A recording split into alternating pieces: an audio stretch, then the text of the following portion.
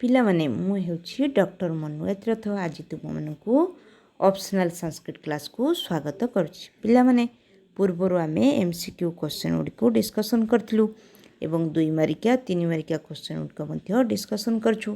ତେଣୁ ଆଜି ଆମେ ଏବେ 5 ମାର୍କିଆ କ୍ୱେଶ୍ଚନ ଗୁଡ଼ିକ ଡିସ୍କସନ୍ କରିବା। କିପରି ଲେଖିବା ଏହାକୁ ଏବେ ଆମେ ଜାଣିବା। ତାହେଲେ ଚାଲ ଆରମ୍ଭ କରିବା। କ'ଣ ଅଛି ଦେଖିବା। ସ୍ୱପ୍ନ ବାସବ ଦତ୍ତ ନାଟକେ ଯୌଗନ୍ଧରାୟଣସ୍ୟ ଭୂମିକାମ୍ ବର୍ଣ୍ଣୟତ। ସ୍ୱପ୍ନ ବାସବ ନାଟକରେ ଯୌଗନ୍ଧରାୟଣଙ୍କର ଭୂମିକା ବର୍ଣ୍ଣନା କର। ପିଲାମାନେ ପ୍ରଥମେ ଜାଣିବା ଏଇଟା କେଉଁଠୁ ଆସିଛି। ସ୍ୱପ୍ନ ବାସବ ନାଟକରୁ ଆସିଛି। ଆଉ ୟାର ମନ୍ତ୍ରୀ କିଏ? ମନ୍ତ୍ରୀଙ୍କ ନାଁ ହେଉଛି ଯୌଗନ୍ଧରାୟଣ। ତାହେଲେ ଏବେ ଦେଖିବା ଆନ୍ସର କିପରି ଲେଖିବା। ରାଜା ଉଦୟନଙ୍କର ପ୍ରଧାନମନ୍ତ୍ରୀ ହେଉଛନ୍ତି ଯୌଗନ୍ଧରାୟଣ। ତାଙ୍କର କୁଶାଗ୍ର ବୁଦ୍ଧି, ଶାସନ କୌଶଳ, ଦକ୍ଷତା ଓ ଯୋଗ୍ୟତା ବଳରେ ହିଁ ରାଜା ନିଜର ରାଜ୍ୟ ଶାସନ କରନ୍ତି ଏବଂ ପରେ ଶତ୍ରୁ ଅପହୃତ ରାଜ୍ୟକୁ ମଧ୍ୟ ଫେରି ପାଇଛନ୍ତି। ତାହେଲେ ଯୌଗନ୍ଧରାୟଣଙ୍କର ସବୁଠାରୁ ବଡ଼ ଗୁଣ ହେଉଛି ତାଙ୍କର ସ୍ୱାମୀ ଭକ୍ତି। ଆମେ ଏ ନାଟକଟିକୁ ଯେତେବେଳେ ଆଲୋଚନା କରିବା ସେତେବେଳେ ଜାଣିପାରିବା ଯୌଗନ୍ଧରାୟଣଙ୍କର ସ୍ୱାମୀ ଭକ୍ତି କିପରି ଥିଲା। ରାଜାଙ୍କର ଦୁଃଖରେ ସେ ସବୁବେଳେ ହୋଇଥାନ୍ତି ଦୁଃଖୀ ଓ ସୁଖରେ ହୋଇଥାନ୍ତି ସୁଖୀ। ତାଙ୍କର ଭୂମିକା ନାଟକର ଆରମ୍ଭରୁ ଅନ୍ତ ପର୍ଯ୍ୟନ୍ତ ଭଲ ଭାବରେ ପରିଲକ୍ଷିତ ହୁଏ। କେବଳ ରାଜା ଯେ ତାଙ୍କର ଆତ୍ମୀୟ ତାହା ନୁହେଁ, ରାଜାଙ୍କର ଯେ ଆତ୍ମୀୟ ତାଙ୍କର ମଧ୍ୟ ସେ ହେଉଛନ୍ତି ଆତ୍ମୀୟ। ପଦ୍ମାବତୀ ରାଜାଙ୍କର ପତ୍ନୀ ହେବେ ବୋଲି ଜାଣି ତାଙ୍କ ପ୍ରତି ମଧ୍ୟ ତାଙ୍କର ପ୍ରଗାଢ଼ ଆତ୍ମୀୟତା ଜାତ ହୋଇଛି। ରାଜାଙ୍କର ଉନ୍ନତି ପାଇଁ ସେ ସବୁବେଳେ ଚେଷ୍ଟା କରିଛନ୍ତି। ରାଜ୍ୟ ରକ୍ଷଣ ହେଉଛି ତାଙ୍କର ପ୍ରଧାନ ଦାୟିତ୍ୱ। ରାଜାଙ୍କର ଦ୍ୱିତୀୟ ବିବାହ, ଶତ୍ରୁ ଅପହୃତ ରାଜ୍ୟର ଉଦ୍ଧାର ଇତ୍ୟାଦି ଘଟଣାରେ ସେ ପ୍ରମୁଖ ଭୂମିକା ନେଇଛନ୍ତି। ବିଧିବଦ୍ଧ ଯୋଜନା କରି ବାସବଦତ୍ତା ଓ ରୁମନମାନଙ୍କର ସହାୟତାରେ ସେ ବାସବଦତ୍ତାଙ୍କୁ ରାଜାଙ୍କ ଠାରୁ ବିଯୁକ୍ତ କରିଅଛନ୍ତି।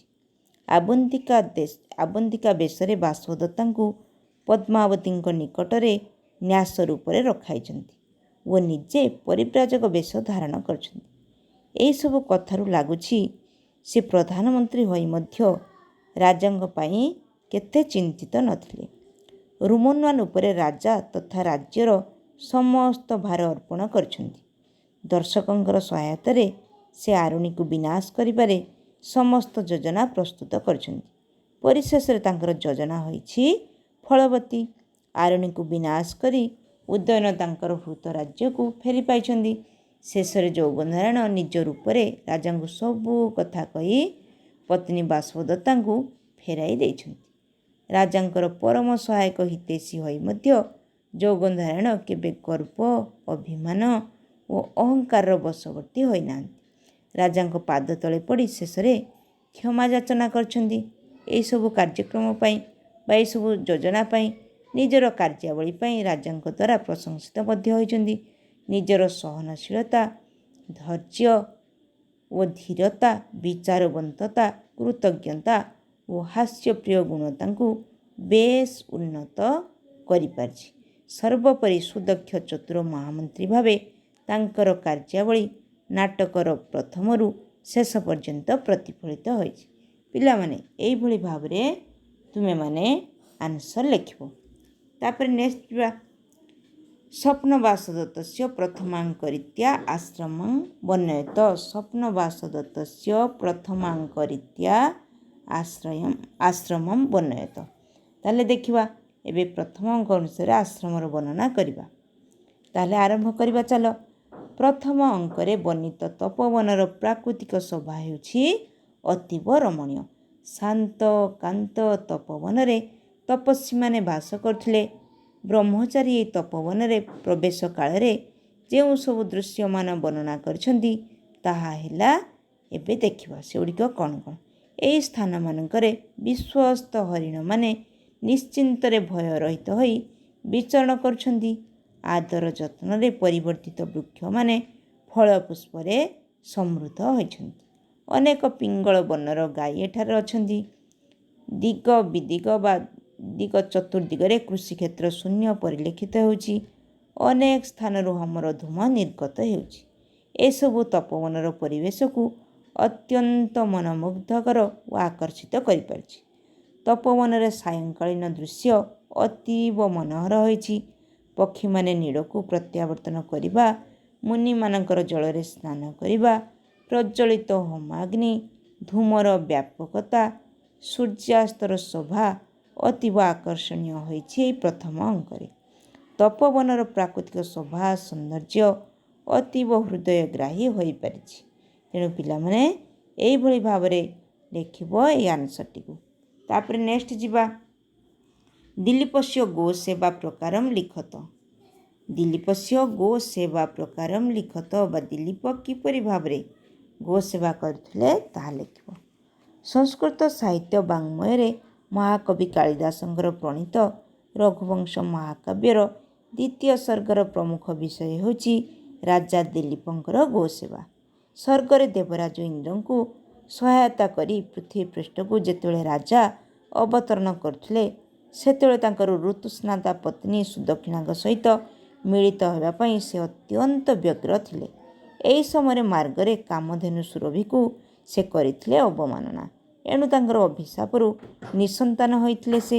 ଏହାର ପ୍ରତିକାର ସ୍ୱରୂପ ରଘୁବଂଶର କୁଳଗୁରୁ ବଶିଷ୍ଠ ରାଜା ଦିଲ୍ଲୀପଙ୍କୁ ସୁରଭି କନ୍ୟା ନନ୍ଦିନୀକୁ ସେବା କରିବା ପାଇଁ ନିର୍ଦ୍ଦେଶ ଦେଇଛନ୍ତି। ଏହାପରେ ବଶିଷ୍ଠଙ୍କ ଆଶ୍ରମରେ ରାତ୍ରି ଯାପନ କରି ପ୍ରଭାତରେ ପତ୍ନୀ ସୁଦକ୍ଷିଣାଙ୍କର ପୂଜାର୍ଚ୍ଚନା ପରେ ବାଛୁରୀ କ୍ଷୀର ପିଇ ସାରିବା ପରେ ରାଜା କ'ଣ କରିଛନ୍ତି? ରାଜା ବଣକୁ ନନ୍ଦିନୀକୁ ଚରାଇବା ପାଇଁ ଫିଟାଇ ଦେଇଛନ୍ତି। ଆଶ୍ରମର ଧୂଳିପୂର୍ଣ୍ଣ ମାର୍ଗ ଦେଇ ବଣ ଅଭିମୁଖେ ନନ୍ଦିନୀ ଚାଲିଛି। ତା ପଛରେ ଅନୁଗମନ କରୁଛନ୍ତି ରାଣୀ ସୁଦକ୍ଷିଣା। ସତେଅବା ସ୍ମୃତିର ମାର୍ଗକୁ ସ୍ମୃତି ଅନୁକରଣ କରିବା ପରି ସେ ଅନୁସରଣ କରୁଥାନ୍ତି। ରାଜା ଏକାନ୍ତ ଭାବେ ଗୋ ସେବାରେ ବ୍ରତୀ ହୋଇଥିବାରୁ ସୁଦକ୍ଷିଣା ଓ ସମସ୍ତ ଅନୁଚର ବର୍ଗଙ୍କୁ ଫେରାଇ ଦେଇଛନ୍ତି। କାହିଁକି ନା ମନୁବଂଶରେ ଯେଉଁମାନେ ଜନ୍ମ ହୋଇଥାନ୍ତି ସେମାନେ ହିଁ କେବଳ ନିଜର ସୁରକ୍ଷା ନିଜେ କରିପାରିଥାନ୍ତି। ଏକାକୀ ନନ୍ଦିନୀର ଆରାଧନାରେ ସେ ହୋଇଛନ୍ତି ତତ୍ପର। ରାଜା ଦିଲ୍ଲୀପଙ୍କର ଗୋ ସେବାକୁ ମହାକବି କାଳିଦାସ ଅତି ସୁନ୍ଦର ଭାବରେ ବର୍ଣ୍ଣନା କରିଛନ୍ତି ତାଙ୍କର ଶ୍ଲୋକ ମାଧ୍ୟମରେ। କ'ଣ କହିଛନ୍ତି? ଆସ୍ୱାଦବଦ୍ଭି କବଳୈସ୍ତୃଣାନାଂ କଣ୍ଡୂୟନୈଦଂଶ ନିବାରଣୈଶ୍ଚ ଅବ୍ୟାହତୈଶ୍ୱରଗତୈ ସତସ୍ୟାଃ ସମ୍ରାଟ୍ ସମାରାଧନ ତତ୍ପର ଅଭୂତ୍। ତାହେଲେ ଆଉ ଥରେ ଦେଖିବା। ଆସ୍ୱାଦବଦ୍ଭି କବଳୈସ୍ତୃଣାନାଂ କଣ୍ଡୂୟନୈଦଂଶ ନିବାରଣୈଶ୍ଚ ଅବ୍ୟାହତୈଶ୍ୱରଗତୈ ସତସ୍ୟାଃ ସମ୍ରାଟ୍ ସମାରାଧନ ତତ୍ପର ଅଭୂତ୍। ଅର୍ଥାତ୍ ରାଜା ସୁସ୍ୱାଦୁଯୁକ୍ତ ତୃଣ କବଳ ଦେଇ ଦେହ କୁଣ୍ଡାଇ ଦେଇ ମଶା ଡାଁସ ଆଦିକୁ ଘଉଡ଼ାଇ ଏବଂ ସ୍ୱଚ୍ଛନ୍ଦ ଗତିରେ ବାଧା ନ ଦେଇ ନନ୍ଦିନୀର ସେବାରେ ନିଜକୁ କରିଛନ୍ତି ନିୟୋଜିତ। ରାଜା ଏହିପରି ଭାବେ ନନ୍ଦିନୀର ସେବାରେ ନିଜକୁ ଏତେ ନିମଗ୍ନ ରଖିଲେ ଯେ ସତେଅବା କାୟା ସହ ଛାୟା ପରି ସେ ମନେ ହେଲେ। ନନ୍ଦିନୀ ଠିଆ ହେଉଥିଲେ, ରାଜା ହେଉଥିଲେ ଠିଆ। ନନ୍ଦିନୀ ବସିଲେ, ରାଜା ମଧ୍ୟ ବସୁଥିଲେ। ନିଜେ ତୃଷାର୍ତ୍ତ ଥିଲେ ମଧ୍ୟ ନନ୍ଦିନୀକୁ ପ୍ରଥମେ ଜଳପାନ କଲା ପରେ ରାଜା ଯାଇ ଜଳପାନ କରୁଥିଲେ। ତେଣୁ ଏସବୁ ବା ଏଥିପାଇଁ ମହାକବି କାଳିଦାସ ତାଙ୍କ ଲେଖନୀରେ ପ୍ରକାଶ କରିଛନ୍ତି ସ୍ଥିତସ୍ଥିତାମୁଚ୍ଚାଳିତ ପ୍ରୟାତାମ୍ ନିଷେଦୁଷୀମାସନବନ୍ଧ ଧୀରଃ ଜଳାଭିଳାଷୀ ଜଳମାଦଦାନାଂ ଛାୟୈବ ତାଂ ଭୂପତିରନ୍ୱଗଚ୍ଛତ୍। ଏହିଭଳି ଭାବରେ ରାଜା ନନ୍ଦିନୀର ପଛେ ପଛେ ଛାଇ ପରି ଲାଗି ରହିଥିଲେ। ସମସ୍ତ ପ୍ରକାର ରାଜକୀୟ ଚିହ୍ନକୁ ପରିହାର କରି ଲତାର ତନ୍ତୁରେ ନିଜକୁ କେଶକୁ ବାନ୍ଧି ଦେଇ ହାତରେ ଧନୁର୍ଦ୍ଧାରଣ କରି ମୁନି ବଶିଷ୍ଠଙ୍କର ହୋମଧେନୁ ନନ୍ଦିନୀର ରକ୍ଷା ନିମନ୍ତେ ରାଜା ଥିଲେ ସର୍ବଦା ଯତ୍ନଶୀଳ। ଦିନସାରା ବନ ମଧ୍ୟରେ ନନ୍ଦିନୀ ପଛରେ ଭ୍ରମଣ କରିବା ପରେ ସୂର୍ଯ୍ୟାସ୍ତ ହୁଅନ୍ତେ ସନ୍ଧ୍ୟାର ଆଗମନ ବେଳାରେ ପୁନଶ୍ଚ ରାଜା ନନ୍ଦିନୀଙ୍କ ସହ ଆଶ୍ରମକୁ କରୁଥିଲେ ପ୍ରତ୍ୟାବର୍ତ୍ତନ। ଏହି ପ୍ରକାର ଭାବରେ ରଘୁବଂଶ ସମ୍ରାଟ ଦିଲ୍ଲୀପ ନନ୍ଦିନୀର ସେବା କରୁଥିଲେ। ରାଜା ଦିଲ୍ଲୀପଙ୍କର ଏତାଦୃଶ ସେବାରୁ ଭାରତୀୟ ହିନ୍ଦୁ ପରମ୍ପରାରେ ଗୋ ସେବାର ମାନ୍ୟତା କିଭଳି ଦିଆଯାଇଥିଲା ତାହା ଜଣାଯାଉଛି। ଏଣୁ ଗୋମାତାର ସେବା ଆମର ଧର୍ମ ଓ ଆମର ସୁସଂସ୍କୃତିର ପରିଚାୟକ ଭାବରେ ଏହି ରଘୁବଂଶ ମହାକାବ୍ୟରୁ ଜଣାଯାଉଛି। ଏଇଭଳି ଭାବରେ ଲେଖିବ ଏଇଭଳି ଭାବରେ ରାଜା ଦିଲ୍ଲୀପ କ'ଣ କରୁଥିଲେ? ଗୋ ସେବା ବ୍ରତ ପାଳନ କରୁଥିଲେ। ତାପରେ ନେକ୍ସଟ ଦେଖିବା ଆମେ କ୍ୱେଶ୍ଚନ୍ କ'ଣ ଅଛି? ନେକ୍ସଟ କ୍ୱେଶ୍ଚନ୍ ଅଛି ଚାଣକ୍ୟ ନୀତି ଅବଲମ୍ବ୍ୟ ବିଦ୍ୟାୟାଃ ମହତ୍ୱଂ ପ୍ରତିପାଦୟତ। ଚାଣକ୍ୟ ନୀତି ଅବଲମ୍ବନ କରି ବିଦ୍ୟାର ମହତ୍ୱ ପ୍ରତିପାଦନ କର। କ'ଣ ଅଛି? ଏବେ ଦେଖିବା ପ୍ରାଚୀନ ଗ୍ରନ୍ଥମାନଙ୍କୁ ଅବଲୋକନ କଲେ ସଂସ୍କୃତ ସାହିତ୍ୟରେ ଯେତେ ନୀତି ଗ୍ରନ୍ଥ ସବୁ ଉଲ୍ଲେଖ ରହିଛି ତନ୍ମଧ୍ୟରୁ ଚାଣକ୍ୟ ନୀତି ହେଉଛି ଅନ୍ୟତମ। ଇତିହାସର ପ୍ରବାଦ ପୁରୁଷ, ନନ୍ଦବଂଶର ଧ୍ୱଂସକାରୀ, ମୌର୍ଯ୍ୟ ବଂଶର ପ୍ରତିଷ୍ଠାପକ, ବିଶିଷ୍ଟ ରାଜନୀତିଜ୍ଞ ତଥା କୂଟନୀତି ବିଶାରଦ ଏବଂ ଅର୍ଥଶାସ୍ତ୍ର ପ୍ରଣେତା ଚାଣକ୍ୟ ଏହି ନୀତି ଗ୍ରନ୍ଥର ହେଉଛନ୍ତି ରଚୟିତା। ଜୀବନରେ ଅନେକ ଅନୁଭବ ଓ ଅନୁଭୂତିକୁ ସାଉଁଟି ସେ ରଚନା କରିଛନ୍ତି ଏହି ନୀତି ଗ୍ରନ୍ଥ। ତେଣୁ ଏହି ନୀତି ଗ୍ରନ୍ଥଟିକୁ ସେ ଅତ୍ୟନ୍ତ ସରସ ସୁନ୍ଦର ଭାବରେ ଏହି ଶ୍ଲୋକ ପଂକ୍ତି ଦ୍ୱାରା ସଜାଡ଼ି ଦେଇଛନ୍ତି। ଏଥିରେ ସମାଜନୀତି, ରାଜନୀତି, ଅର୍ଥନୀତି, ଲୋକମାନଙ୍କର ବ୍ୟବହାର ଅତି ନିଚ୍ଛକ ଭାବରେ ବର୍ଣ୍ଣିତ ହୋଇଛି। ଏଥିରେ ମାନବ ଜୀବନକୁ ବା ଏହି ନୀତି ଗ୍ରନ୍ଥଟି ମାନବ ଜୀବନକୁ ପରିବର୍ତ୍ତନ କରିବା ପାଇଁ ଅତ୍ୟନ୍ତ ସହାୟକ ହୋଇଥାଏ। ସେଥିପାଇଁ ଗ୍ରନ୍ଥକାର ଚାଣକ୍ୟ ଉଚ୍ଚ ସ୍ୱରରେ ଉଦ୍ଘୋଷଣା କରିଛନ୍ତି ଯେ ଦେହଂ ସମ୍ପ୍ରଦକ୍ଷାମି ଲୋକନାଂ ହିତକାମ୍ୟୟା ଯସ୍ୟ ବିଜ୍ଞାନ ମାତ୍ରେଣ ସର୍ବଜ୍ଞତ୍ୱଂ ପ୍ରପଦ୍ୟତେ। ଅର୍ଥାତ୍ ସଂସାରର କଲ୍ୟାଣ ନିମନ୍ତେ ମୁଁ ଏହାକୁ ବର୍ଣ୍ଣନା କରୁଛି ଏବଂ ଯାହାକୁ ଜାଣିପାରିଲେ ମଣିଷ ହୁଏ ସର୍ବଜ୍ଞ। ଚାଣକ୍ୟ ନୀତିର ପ୍ରମୁଖ ମହତ୍ୱ ତଥା ବୈଶିଷ୍ଟ୍ୟ ହେଉଛି ଏଥିରେ ଦିଆଯାଇଥିବା ନୀତି ଉପଦେଶମାନ। ଏଥିରେ ବର୍ଣ୍ଣିତ ବିବିଧ ବିଷୟମାନଙ୍କ ମଧ୍ୟରେ ବିଦ୍ୟାର ଉତ୍କର୍ଷତାର ବିଶେଷ ଖ୍ୟାତି ରହିଛି। ଏ ସଂସାରରେ ବିଦ୍ୟାର ମହତ୍ୱ ପ୍ରତିପାଦନ କରିବାକୁ ଯାଇ ଚାଣକ୍ୟ କହୁଛନ୍ତି କାମଧେନୁ ଗୁଣା ବିଦ୍ୟା ହ୍ୟ କାଳେ ଫଳଦାୟିନୀ ପ୍ରବାସେ ମାତୃସଦୃଶୀ ବିଦ୍ୟା ଗୁପ୍ତମ୍ ଧନମ୍ ସ୍ମୃତମ୍। ଅର୍ଥାତ୍ ବିଦ୍ୟା ହେଉଛି କାମଧେନୁ ସଦୃଶୀ। କାରଣ କାମଧେନୁ ଯେପରି ସେବକମାନଙ୍କର ମନୋବାଞ୍ଛା ପୂରଣ କରେ ସେହିପରି ବିଦ୍ୟା ମଧ୍ୟ ବା ଶାସ୍ତ୍ରଜ୍ଞାନ ଥିବା ଲୋକ ନିଜର ସମସ୍ତ ଅଭିଳାଷ ପୂରଣ କରିଥାଏ। ଏହାଦ୍ୱାରା ବିଦ୍ୟାବାନ ଅନେକ ସମ୍ପଦର ହୋଇଥାଏ ଅଧିକାରୀ। ସଙ୍କଟ କାଳରେ ଏପରିକି ଅସମୟରେ ମଧ୍ୟ ଏହା ଫଳ ପ୍ରଦାନ କରି ମାନବ ଜୀବନକୁ ସରସ ସୁନ୍ଦର କରି ଗଢ଼ିତୋଳେ। ବିଦ୍ୟା ହିଁ ତା'ର ସୁନ୍ଦର ରୂପ ଓ ଗୁପ୍ତଧନ ଅଟେ। ପୁନଶ୍ଚ ପ୍ରଜ୍ଞାର ମହତ୍ୱ ପ୍ରତିପାଦନ କରି ଚାଣକ୍ୟ କହିଛନ୍ତି ଯସ୍ୟ ନାସ୍ତି ସ୍ୱୟଂ ପ୍ରଜ୍ଞା ଶାସ୍ତ୍ରଂ ତସ୍ୟ କରୋତି କିମ୍ ଲୋଚନାଭ୍ୟାଂ ବିହୀନସ୍ୟ ଦର୍ପଣଃ କିମ୍ କରିଷ୍ୟତି। ଅର୍ଥାତ୍ ଯେଉଁ ବ୍ୟକ୍ତିର ନିଜସ୍ୱ ପ୍ରଜ୍ଞା ବା ବୁଦ୍ଧି ନାହିଁ ତାହାର ଶାସ୍ତ୍ର ବା କ'ଣ କରିପାରେ। ସେହିପରି ନେତ୍ରଦ୍ୱୟ ନଥିବା ବ୍ୟକ୍ତି ଅର୍ଥାତ୍ ଅନ୍ଧ ବ୍ୟକ୍ତିର ଦର୍ପଣ କିଛି କାମରେ ଲାଗେ ନାହିଁ। ଏଣୁ ବିଦ୍ୟାର ପ୍ରକୃଷ୍ଟ ମହତ୍ୱକୁ ଜାଣି ତା'ର ସାରବତ୍ତାକୁ ଗ୍ରହଣ କରିବା ଉଚିତ। ଏଣୁ ଯଥାର୍ଥରେ କୁହାଯାଇଛି ଅନନ୍ତ ଶାସ୍ତ୍ରଂ ବହୁଳାଶ୍ଚ ବିଦ୍ୟାଃ ସ୍ୱଳ୍ପଶ୍ଚ କାଳ ବହୁବିଘ୍ନତା ଚ ଯତ୍ସାରଭୂତଂ ତଦୁପାସନୀୟଂ ହଂସୋ ଯଥା କ୍ଷୀର ମିବାମ୍ବୁ ମଧ୍ୟାତ୍। ଅର୍ଥାତ୍ ଶାସ୍ତ୍ର ଅନେକ ଓ ବିଦ୍ୟା ହେଉଛି ବହୁବିଧ, ସମୟ ବି ଅଳ୍ପ ଏବଂ ବିଘ୍ନ ବହୁତ। ତେଣୁ ଯେପରି ହଂସ ଜଳ ମଧ୍ୟରୁ କ୍ଷୀରକୁ ଗ୍ରହଣ କରିଥାଏ ସେହିପରି ଯାହା ସାର ତାହା ହିଁ ଗ୍ରହଣ କରିବା ବିଧେୟ। ପୁନଶ୍ଚ ଏହି ବିଦ୍ୟା ସଂଗ୍ରହ କରିବାରେ ବ୍ୟକ୍ତି କେବେ ଲଜ୍ଜା କରିବା ଉଚିତ ନୁହେଁ। ତେଣୁ କୁହାଯାଇଛି ବିଦ୍ୟା ସଂଗ୍ରହେଣେଷୁ ତ୍ୟକ୍ତଲଜଃ ସୁଖୀ ଭବେତ୍। ପୁନଶ୍ଚ ବିଦ୍ୟାବାନ ପାଇଁ ବିଦେଶ ବା କ'ଣ? ଚାଣକ୍ୟ ଯଥାର୍ଥରେ କହିଛନ୍ତି କୋ ବିଦେଶ ସୁବିଦ୍ୟାନାମ। ବିଦ୍ୟାବାନ ପାଇଁ ସବୁକିଛି ସ୍ୱଦେଶ ଭଳି ହୋଇଥାଏ। ଶେଷରେ ସୁଖାର୍ଥୀ ଓ ବିଦ୍ୟାର୍ଥୀ ମଧ୍ୟରେ ପ୍ରଭେଦକୁ ଚାଣକ୍ୟ ତାଙ୍କ ଶ୍ଲୋକରେ ଉଲ୍ଲେଖ କରିଛନ୍ତି। ସୁଖାର୍ଥୀ ଚେତ୍ ତ୍ୟଜେତ୍ ବିଦ୍ୟାମ୍ ବିଦ୍ୟାର୍ଥୀ ଚେତ୍ ତ୍ୟଜେତ୍ ସୁଖମ୍ ସୁଖାର୍ଥୀନ କୁतो ବିଦ୍ୟା କୁतो ବିଦ୍ୟାର୍ଥୀନ ସୁଖମ୍। ଅର୍ଥାତ୍ ଯେ ସୁଖ ଇଚ୍ଛା କରେ ତା'ର ବିଦ୍ୟା ନଥାଏ ବା ବିଦ୍ୟା ଲାଭ କରିପାରେ ନାହିଁ। ଆଉ ଯେ ବିଦ୍ୟା ଅଭିଳାଷୀ ତା'ର ମଧ୍ୟ ସେ କେବେ ସୁଖ ତ୍ୟାଗ କରିବା ବିଧେୟ। କାରଣ ସୁଖାଭିଳାଷୀ ଲୋକର ବିଦ୍ୟା କେଉଁଠୁ ଆସିବ? ଏବଂ ବିଦ୍ୟାର ସୁମହାନତାକୁ ଚାଣକ୍ୟ ପ୍ରତିପାଦନ କରିବାକୁ ଯାଇ ନିଜ ଗ୍ରନ୍ଥରେ ଉଲ୍ଲେଖ କରିଛନ୍ତି ବିଦ୍ୱାନ୍ ପ୍ରଶଂସ୍ୟତେ ଲୋକେ ବିଦ୍ୱାନ୍ ଗଚ୍ଛତି ଗୌରବମ୍ ବିଦ୍ୟୟା ଲଭ୍ୟତେ ସର୍ବଂ ବିଦ୍ୟା ସର୍ବତ୍ର ପୂଜ୍ୟତେ। ଅର୍ଥାତ୍ ସଂସାରରେ ବିଦ୍ୱାନ୍ ସବୁବେଳେ ପ୍ରଶଂସିତ ହୋଇଥାଏ। ବିଦ୍ୱାନ୍ ହିଁ ଗୌରବ ଲାଭ କରିଥାଏ। ବିଦ୍ୟା ଦ୍ୱାରା ସବୁକିଛି ପ୍ରାପ୍ତ ହୋଇଥାଏ ତଥା ବିଦ୍ୟା ହିଁ ସବୁଠାରେ କ'ଣ କରେ? ପୂଜା ପାଏ।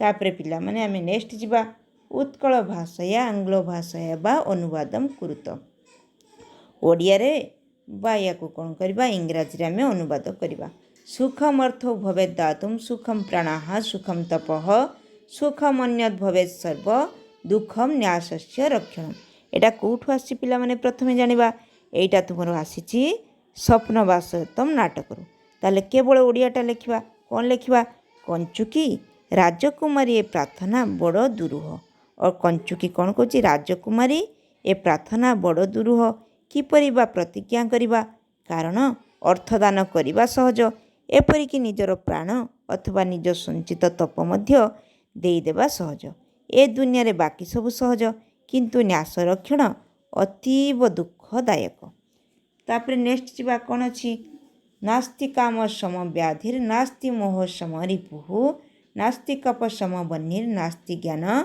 परम सुखम अर्थ है एबे देखिबा कौन लिखिबा ताले कौन हम देखिबा एबे काम समान रोग नहीं अज्ञानता ठारू बड़ी शत्रु नहीं क्रोध भली अग्नि नहीं आउ ज्ञान ठारू बड़ी सुख नहीं यही भली भाव पिला माने लिखिबो तापर देखिबा नेक्स्ट क्वेश्चन को आसीबा सरलार्थम लिखत सरलार्थ लिखिबा कौन अच्छी सरलार्थ देखिबा निवर्त्य राजा द्वैतम दयालुस्तं सौरभेरिं सुरनिर्ज शोभिः पयोधरीभूतच्युतः समुद्रां जुगोपगौरुपधरामि वो वर्पिं ताले कौन है निवर्त्य राजा द्वैतम दयालुस्तं सौरभेरिं सुरनिर्ज शोभिः पयोधरीभूतच्युतः समुद्रां जुगोपगौरुपधरामि वर्पिं ताले एटा कोठु आसी पिला माने एटा आसी तुमर रघुवंश ताले कौन अच्छी देखिबा एबे ताले एबे देखिबा एटारे कौन अच्छी निवर्त्य राजा द्वैतम दयालुस्तं सौरभेरिं स्तुरनिर्ज शोभि पयोधरीभूतच्युतः समुद्रां जुगोपगौरुपधरामिर वर्पिं ताले कौन अच्छी एबे देखिबा आमे कौन देखिबा कौन किपरि लिखिबा उक्त श्लोकटी महाकवि कालिदास विरचित रघुवंश महाकाव्यर द्वितीय सर्गरू आसीअछि एठार राजा दिलीपଙ୍କ द्वारा नंदिनीଙ୍କର सुरक्षा और सुदक्षिणा प्रत्यावर्तन प्रसंग वर्णित होइछि राजा नंदिनीर सेवा पाई ताकू बण को फिटाई दियंते ता पछरे सुदक्षिणा अनुगमन कले एणु दयालु राजा पत्नी को फेराई देई एकाकी व्रती होई धेनुको रक्षा कार्य निजको कले नियोजित सतेव मने हेला चारि समुद्रर जलरू अधिक दुग्ध पुनस्तन द्वारा शोभिता गौरूपधारिणी पृथ्वीर रक्षा कार्य राजा नियुक्त हेले एठा राजा दिलीपଙ୍କର कर्तव्य परायणता और नंदिनी को पृथ्वी सह तुलना करी महाकवि जेपरि भाव में प्रसंग को वर्णना करछंदी ताहा बेस हृदयग्राह्य तथा मनमुग्धकारी हो पड़छि तापर नेक्स्ट आम देखा कौन अच्छी नेक्स्ट श्लोक अच्छी उपेत्य नागेन्द्र तुरंग तीर्णो तमारुणीं दारुण कर्मदक्षम विकीर्ण बाण ग्रतरंग भंगे महानुभावे युधिनाशयामि एबे देखिबा कौन अच्छी संस्कृत श्लोकटी संस्कृत नाट्याकाशर उज्ज्वल नक्षत्र स्वरूप प्रथित जशा नाट्य सम्राट भाषंकर लेखनी निःसृत अमरकृति स्वप्न वासतम नाटकर पंचम अंकरू आसीछि एठारे नायक उदयनकर वीरत्वर गाथा वर्णित होइछि उक्त श्लोक राजा उदयन कहिछन्ति जे से निजे युद्ध क्षेत्र में उपस्थित होई हस्ती अश्वादि परिपूर्ण महासागर भली युद्ध क्षेत्र में निक्षिप्त स्वर निश्चय भली विपुल तरंगावली को भेद करी से क्रूर कर्मारुणी को विनाश करिवे एठारे कवि भास उदयनकर ख्यात्र तेज और ओजस्वितार चित्र प्रदान करछन्ति तांक मनरे उत्साह स्पष्ट होइछि जे शत्रु नाश करी हृत राज्य को से निश्चय फेरी पाइबे एथुरु स्पष्ट सूचित हेउछि तेणु पिला माने एई भली भाबरे तुमे माने आंसर गुड़िको सुंदर करी लेखिबो आउ भलो मार्क पाई परिबो